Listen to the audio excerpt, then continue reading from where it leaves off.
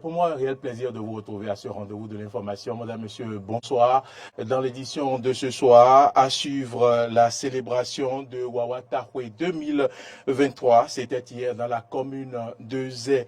La dégradation du tronçon Carrefour Toyota Étoile Rouge préoccupe les usagers. Une équipe de la rédaction a sillonné le dit tronçon. Nous en parlerons dans ce journal.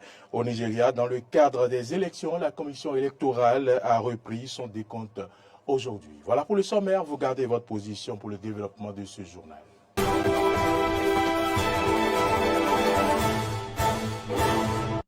Merci à toutes et à tous pour l'attention et bienvenue dans cette édition et célébration de Wawatakwe 2023. C'était hier dans la commune de Zé où filles et fils Wawata se sont retrouvés pour une fois encore fêter mais aussi réfléchir autour du développement de leur communauté. Voici le compte rendu de Carole Olagué.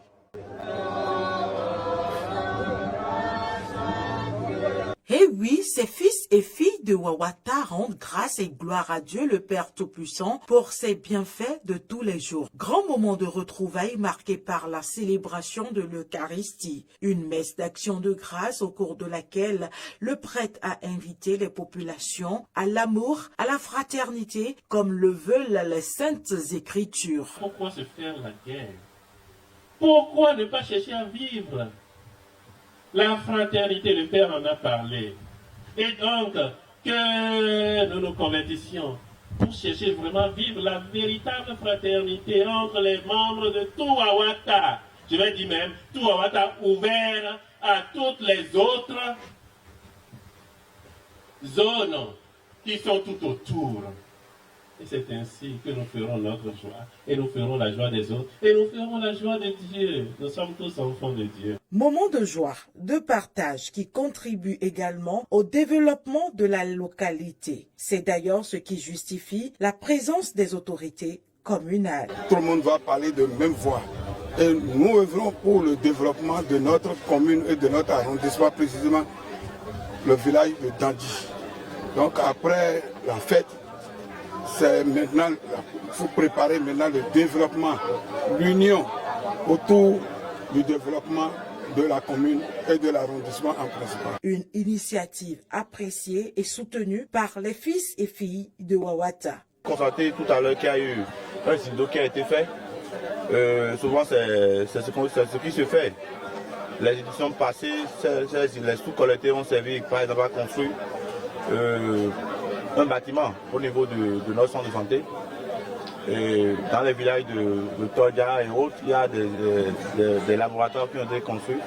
Cette fois-ci, je pense que le montant qu'on a collecté ce matin n'est pas négligeable. Donc je pense que ça revient au comité d'organisation d'identifier un projet. Par rapport à la cotisation, c'est pour réaliser une œuvre sociale. Ici même, dans le village qui a accueilli les manifestations.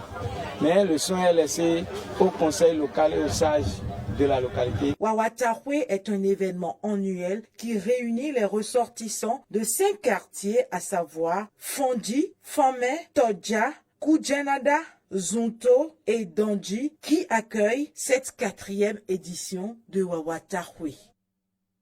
En bref, dans ce journal, accusé de tentative de bourrage d'urne dans le cadre des législatives de janvier 2023, le chef d'arrondissement de Banté, Moussa Ogou, condamné quelques semaines après les législatives du 8 janvier 2023, les personnes ayant violé le code électoral font les frais épinglés dans une affaire de tentative de bourrage d'urne et de vote parallèle. Le chef d'arrondissement de Banté, comme je le disais tantôt, ainsi que 6 autres personnes ont été condamnés par le tribunal de première instance de 2e classe de Savalou.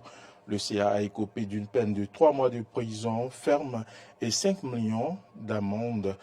Quant aux 6 autres personnes mises aux arrêts pour les mêmes chefs d'accusation, elles ont écopé de 3 mois de prison ferme et d'1 million de francs CFA d'amende. Chacun insatisfait du jugement rendu par le tribunal, le CA et ses co-accusés ont interjecté appel.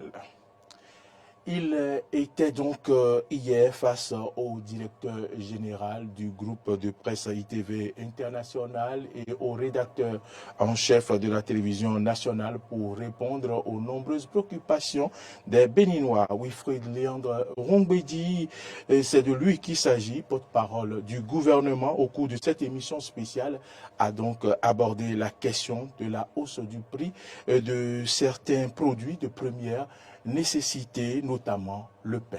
Je vous invite à l'écouter. La question du pain, j'ai entendu les explications de la ministre de l'Industrie et du Commerce, qui a été, on ne peut plus clair, me semble-t-il, sur le fait que le prix du pain, à ce jour, n'a pas connu de relèvement. Parce que, sur la base de l'arrêté de 2008, qui le fixe, on sait exactement à combien le pain il est livré de la boulangerie au vendeur et à combien il est livré au consommateur final. Il est vrai que du fait de la conjoncture internationale, liée en particulier à la guerre en Ukraine, nous l'avons dit à foison depuis 1 an maintenant, il est vrai qu'il y a un renchérissement des coûts des matières premières. Et le blé n'a pas échappé à cela. C'est pour ça d'ailleurs que l'une des mesures du gouvernement au soutien du pouvoir d'achat, ça a été de subventionner le blé en renonçant à la TVA. Donc pendant que nous renonçons à la TVA, nous ne pouvons pas non plus valider une augmentation du prix du pain. Que les acteurs observent que le process qu'ils ont en place depuis des années commence à présenter des limites et veuillent l'adapter au contexte nouveau, j'en conviens. Mais jusqu'à nouvel ordre, le prix n'a pas augmenté. Et d'ailleurs, ainsi que Mme Sadia l'a rappelé, au PAG 21-26, il est prévu une réforme globale de la boulangerie. Et les discussions sont en cours entre le ministère et les acteurs, avant que les conclusions de leurs travaux n'arrivent sur la table du gouvernement qui en appréciera le contenu, la portée et fera les arbitrages nécessaires pour les choix conséquents pour l'avenir. Donc, pour l'instant, le prix du pain, celui de 160 grammes, il reste bien à 125 francs pour le consommateur. Oui, mais ça c'est une littérature. Wilfried Léandre Rongbedi, sur le terrain, ce n'est pas du tout le cas. Nous avons déployé nos équipes un peu partout. Le prix est à 150 francs. Ça n'a pas changé. Et on a le sentiment qu'il y a une résistance d'ailleurs des acteurs de ce secteur. Il y a forcément une résistance, mais c'est pour ça aussi, et vos équipes, si elles ne les ont pas croisées, elles les croiseront. Je suis convaincu que les équipes du ministère de l'Intérieur et de l'Industrie et du Commerce qui sont sur le terrain renseigneront justement sur les cas de résistance pour les mesures de sanctions appropriées. Ça s'entend bien aussi que par rapport au contexte général que l'on a décrit avec le renchérissement dont on parle, que les acteurs veuillent forcer la main, cela s'entend. Mais tant que ça n'a pas été validé par le ministère, l'arrêté n'a pas été touché, donc ça n'est pas que de la littérature. Dans les faits, il y a cette situation que vous décrivez, mais la réponse est apportée par le ministère de l'Industrie et du Commerce. Et moi, je suis convaincu que ceux qui s'exposeront récolteront les sanctions. Quels sont les risques encourus? Qu'est-ce qu'ils courent comme risque à le faire? Peut-être qu'ils ne le savent pas. Mais, ils le savent très bien, justement. Ils le savent très bien. Le ministère peut aller jusqu'à faire fermer des boulangeries. Bien sûr qu'il y a des risques. Vous pouvez avoir des sanctions. C'est prévu par les tests. Joseph Fifame Djogbeno annonce son retour au barreau. Élu député à Cotonou lors des dernières élections législatives et actuellement président de l'Union progressiste Le Renouveau, Joseph Djogbeno souhaite renouer avec sa carrière d'avocat. L'ancien président de la Cour constitutionnelle a exercé cette profession pendant de nombreuses années avant de se tourner vers la politique. Pour cela, il a entamé une procédure auprès des membres du Conseil de l'ordre des avocats, comme le prévoient les tests en vigueur.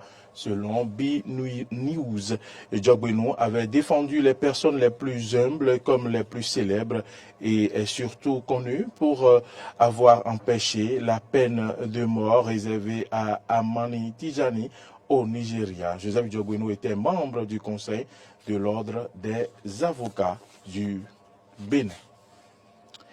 Comme je l'annonçais en titre, certains axes routiers sont toujours dégradés dans la capitale économique qu'est Cotonou. C'est le cas de l'axe Carrefour Toyota Étoile Rouge. Une équipe de notre rédaction a effectué une descente sur ce tronçon. Suivez ici le reportage de Arthur Ruendo. C'est tout un calvaire pour les usagers qui empruntent la voie Carrefour Toyota Étoile Rouge. C'est tellement risqué parce qu'avec les crevasses de cette voie-là, on risque de faire des accidents. C'est dégradé par endroits.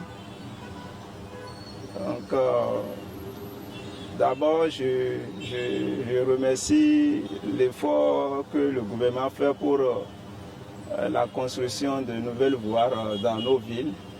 Et je les encourage à penser aussi à aménager celles-ci pour que ça puisse quand même continuer toujours à nous profiter. C'est une voie un peu impraticable. Et si vous voyez déjà les efforts que le gouvernement est en train de fournir à réparer les voies, je crois qu'il y en a encore qui sont à désirer.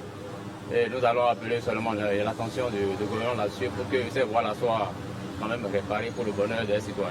Des chaussées dégradées, difficiles à emprunter. La question préoccupe. Les usagers proposent. S'il peut recharger la voie, ça nous ferait plaisir. Parce que ça va éviter d'autres drames, comme celui de Dassa. Il faut qu'il y ait un comité qui va inspecter les voies pour les petits trucs où les voies sont dégradées par endroits, pour s'occuper de les réaménager afin que nous puissions toujours bénéficier de bonnes voies comme ils sont en train de construire les nouvelles. J'implore tout simplement la clémence des autorités au haut niveau de revoir ces voies-là qui sont vraiment difficiles à pratiquer. Vraiment difficiles parce que ça fait partie aussi des sources d'accidents que nous enregistrons chaque jour que Dieu fait. Les autorités compétentes sont vivement interpellées afin que les peines des usagers soient soulagées. Actualité hors du Bénin, allons au Nigeria où les dépouillements se sont achevés hier soir en ce qui concerne les élections. Les résultats devront être collectés dans tous les bureaux localement et transmis à la commission électorale à Abuja. Suivons le commentaire.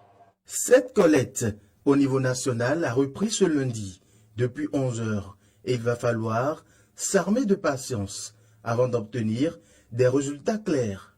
Les résultats d'un seul État sur les 36 que compte le Nigeria ont été dévoilés avant la suspension de la collecte qui reprendra ce jour. En termes de masse électorale, cela représente à peine plus d'1% des électeurs inscrits. Selon la commission électorale, dans ce territoire Yoruba, le candidat du parti au pouvoir, l'APC Bola Tinubu, lui-même Yoruba, arrive en tête devant l'opposant Atiku Abubakar du PDP et Peter Obi du Labour Parti, le Parti travailliste. En quatrième position, Rabiu Kwankwaso du NNPP. L'opposant Atiku Abubakar, dont c'est la 6e participation à une élection présidentielle, a appelé la commission électorale à publier les résultats au plus vite, estimant que les gouverneurs essayèrent de promettre le processus au niveau local. Quant au Parti travailliste de Peter Obi, il a accusé l'INEC de refuser de faire remonter les résultats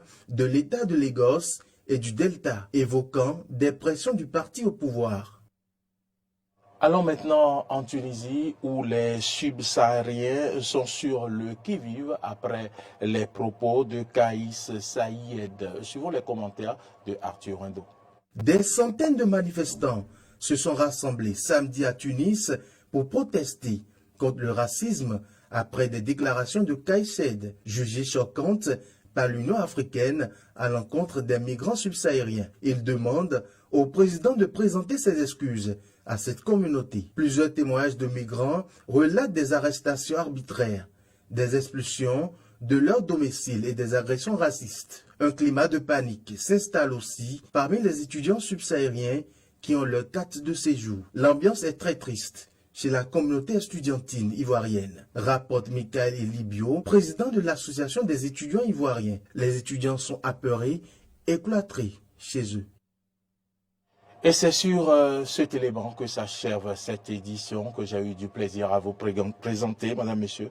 Merci à toutes et à tous de nous avoir suivis. L'information, vous le savez, continue sur nos différentes plateformes, YouTube, Facebook, Twitter et sur notre site internet www.benin-eden.tv. Mais vous pouvez également nous suivre en téléchargeant notre application sur App Store ou App Store. L'application, c'est bien Eden TV, Diaspora FM.